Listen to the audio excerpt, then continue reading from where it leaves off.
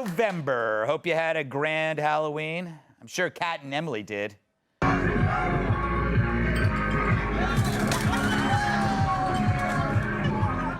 Not surprising.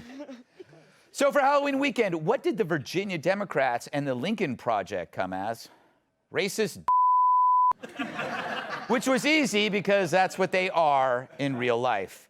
It's like if Joy Behar went as the Loch Ness Monster. Not a stretch. Yes, they did this in a state where its Democrat governor either wore blackface or a KKK hood for fun. That's a whole lot of racism in one photo. Hard to beat unless there's a picture of Farrakhan and David Duke dressed as the Olsen twins, which there is. Just got to look for it. And now operatives from the disgraced Lincoln Project forced supporters to pretend to be racist fans of Republican challenger Glenn Youngkin. They showed up in khakis and white shirts. You know, the official uniform of the white supremacist or 8th grade science teachers. Oh. They held tiki torches as a callback to the Charlottesville calamity that left a woman dead. Their goal, a racist smear. But remember, this is the pervert-led Lincoln Project. They should have lit those torches and used them to keep their co-founder away from young men. Thank you. But this hoax was so lame, even Jussie Smollett would have said, maybe you should think this over. But the morons behind it were so proud, they tweeted about it until it all started to fall apart like a burrito made by a one-armed cook. Shout out to Sal. People recognize the Democrat hoaxers in the picture. And sad for them, they will probably never work again. Or I'll be promoted to higher positions. I mean, this is the Democrat Party we're talking about. If wearing blackface doesn't get you fired, what does? But they literally tried to smear decent people using a hoax based on a hoax, the widely discredited Fine People lie, capitalizing on the tragedy of others. Such a stunt should render them less employable than anyone not named Hunter. I mean, who will hire people like this? Well, since they are already dressed for it, maybe the Gap. Or a job at transportation where attendance is not mandatory. Now, if we were CNN and those people were Republicans, Chris Cuomo would already have doxed them between sets of dumbbell curls. The name fits. Over at CNN, he let a pair of dumbbells reframe it about Trump. You're getting crushed by people on the right as a dirty tactic.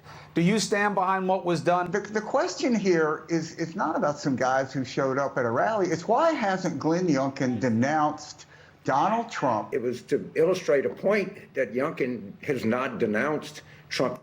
Yeah, that's the point. Talk about an idiot sandwich with the meathead in the middle. But it's good to see Chris working without a tie. Maybe he lent it to his brother for the court date. And they can use it to tie his hands down to stop the groping. Oh. But as the hoax unraveled like one of Kat's weaves caught in a revolving door, Democrat consultant Lauren Windsor confessed on Twitter that she worked with the Lincoln Project to coordinate the hoax. She desperately claimed she was defending democracy from right-wing extremists. None she could name, of course. I mean, if they're real, why would you have to make them up? She didn't do much of a job at that, since her angry white men included a black guy and a woman. I guess the diversity of white supremacy strikes again. But I guess you can find white supremacists if you look hard enough. David Rooks with the Chess News Network. We're in New York City's Diamond District, surrounded by white supremacists. Everywhere you look, they're... David, it's just a guy getting coffee.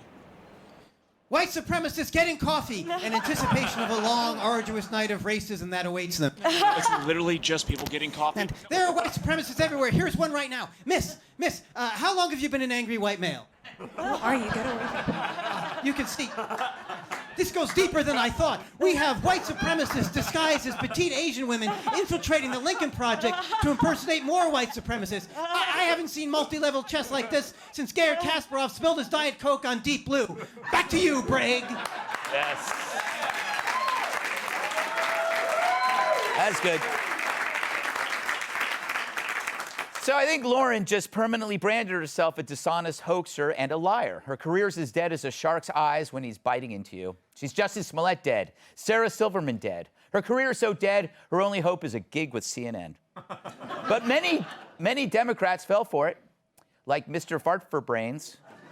It makes you realize why he was such an easy target for the Chinese honeypot, which I admit sounds absolutely delicious. He has less control over his senses than his sphincter. Is that how you say it? Yeah. Thanks. You know, because he farts? Yep. Okay.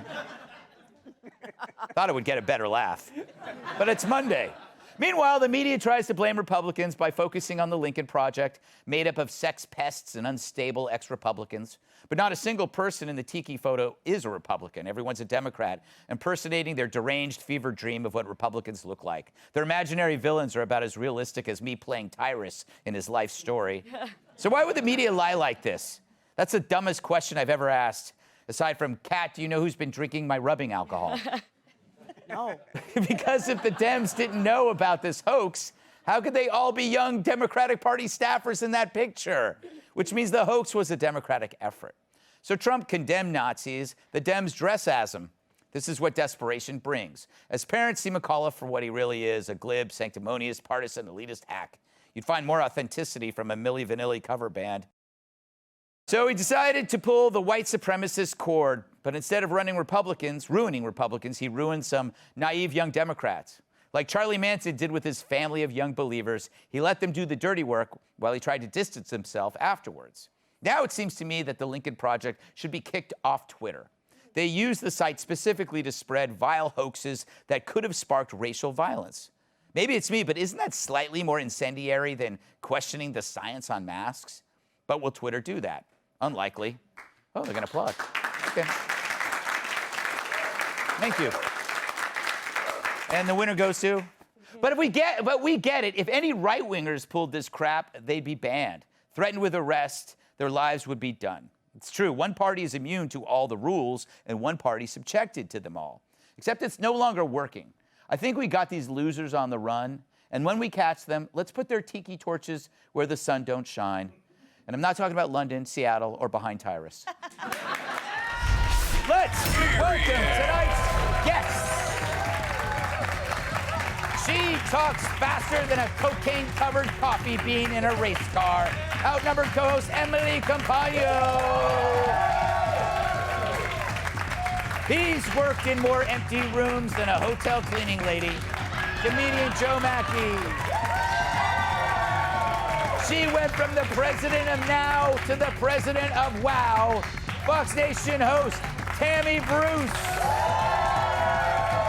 She's so libertarian, she told trick-or-treaters to stop asking for handouts. Fox News contributor Kat Tim.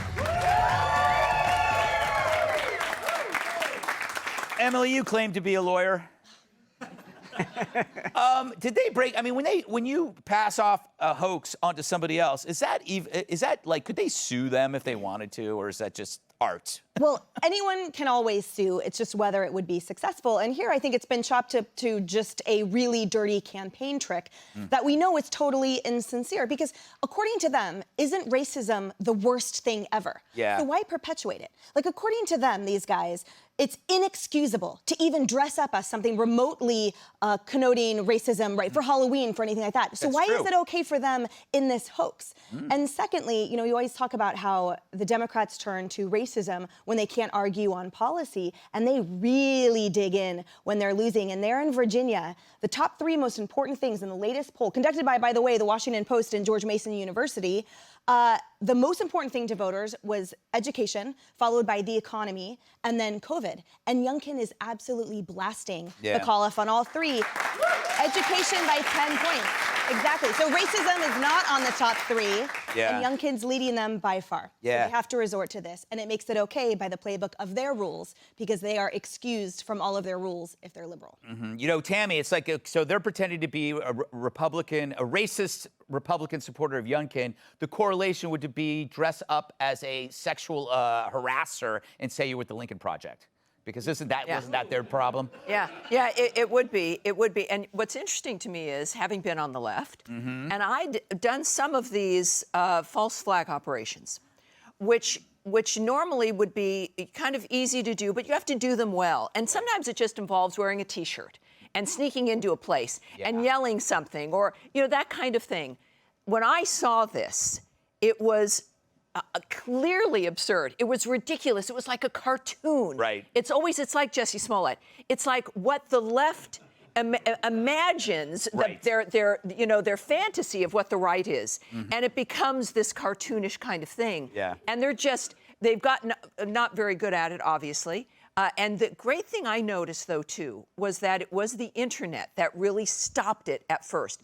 The speed with which these individuals were identified as Democrats, because that's what people want to know, is the specifics, right? How do you know this is not true? Right. Because this doesn't happen. It's ridiculous. But so it was the internet, just like with Dan Rather, it was the internet that got that fake George Bush letter compared as being a fake. So this is one of the, even though we complain about social media, that's what they couldn't stop. Twitter maybe would have stopped it if they knew it was coming. The legacy media would have just kept covering it like it was real. That's true, yeah. And they never even bothered to ask. Legacy media there never went up to these people saying, "Who are you? Yeah. Where are you coming from?" It never occurred. Yeah, it's so bravo to the internet. It's funny, too, because these are the people, Joe, that were laughing whenever anybody talks about false flags, and they're the ones falsing the flags. Yeah. We'll be right back. Joe, would you ever agree, Joe, to doing a stunt like that if you knew that it would work? No, Greg, I'm an honest guy for the most part, so far as anyone knows. And I'll tell you what, sometimes I'll go to my local donut shop and I'll purchase some donuts, but then I'll decide that I didn't buy enough donuts. So I'll throw a ball cap and some sunglasses on and go back to the donut shop. That way they'll never know. That's why I smelled a rat right off the bat here.